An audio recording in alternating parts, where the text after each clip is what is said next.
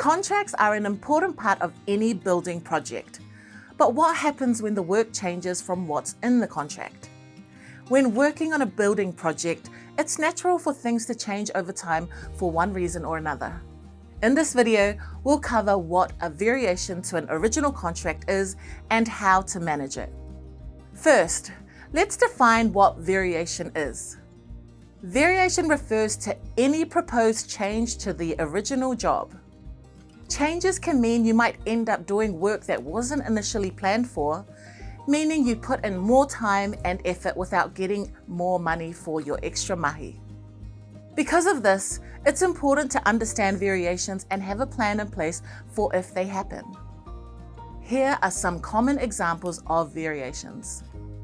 Changes to the terms agreed in the contract, like when the work will be completed or when payments are due. Changes to the level of quality and finish for the agreed project price. Changes to the size or complexity of the job, or the products to be used, and unforeseen circumstances that lead to additional work or delays. So, how might you prepare for this? Well, first, if you're working in construction, it's a legal requirement to have a contract if the building work is valued over $30,000. Even if your work is under 30 grand, it's a good idea to have one in case any issues arise. Inside your building contract, there should be a section on how variations are to be dealt with. This includes how you or your client will propose the changes and how they'll be agreed on before the contract is updated. Even if you don't have a contract for work over $30,000 or it's incomplete, the law provides default contract terms, including 4 variations. To learn more about building contracts, watch our How to Prepare a Quote video in this micro course.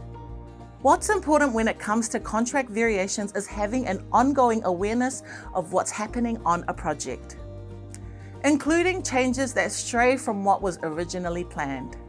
You can help your client by documenting as much information as possible at the beginning and during the building process, and checking in with them regularly.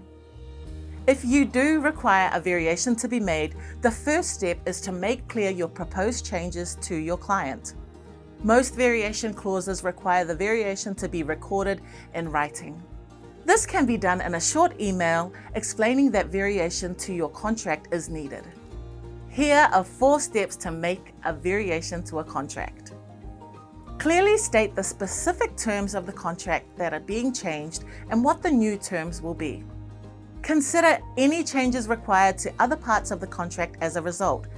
This may include changing the amount charged if more work is required. Be specific on when the variation will come into effect. And finally, confirm that nothing else in the contract is being amended other than your proposed changes. Having clear and fair terms around variations in your contract will save you time and help prevent disputes, also helping you to look after your clients and contractors to ensure everyone is on the same page during a project.